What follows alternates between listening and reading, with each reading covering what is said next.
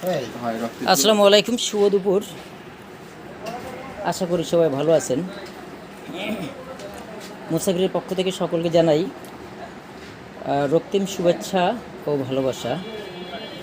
মূলত যে উদ্দেশ্যে লাইভটিতে আসা, যে আমরা বলে থাকি যে রক্ত দিলে হয় না ক্ষতি, জাগ্রত হয় মানব অনুভূতি।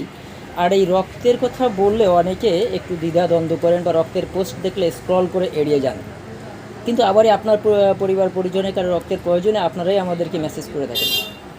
তো আসলে সব কিছু ভুলে গিয়ে মানবতার কাতারে সামিল হয়ে মানবিক হয়ে হাতটা বাড়িয়ে দিন আমাদের এই প্রিয় আজিম ভাইয়ের মতো করে। সে একজন মানবিক মানুষ। এর আগেও অসংখ্যবার রক্ত দিয়েছে, আজকেও রক্ত দিচ্ছে। ওনার রক্তের গ্রুপ এ পজিটিভ।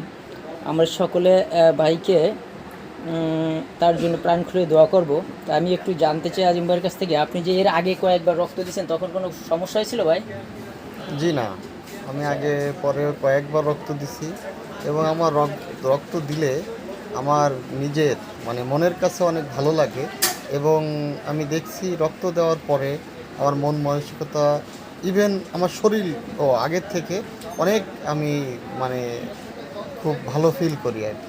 আচ্ছা, আজকে কোনো খারাপ লাগছে রক্ত দিতে? জি না।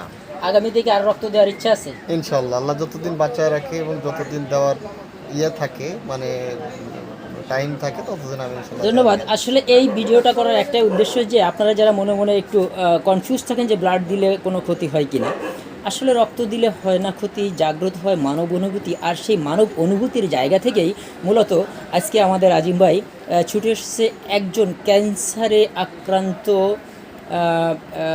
রোগীর জন্য রক্ত দেওয়ার জন্য। সকলে আমরা রোগী, রক্তদাতা এবং গ্রহীতা দুজনের জন্য প্রাণ খুলে দোয়া করব। মানুষের জন্য, জীবনের জন্য। B with us, support human, support this community and be happy. আসসালামু আলাইকুম ওয়া রাহমাতুল্লাহ।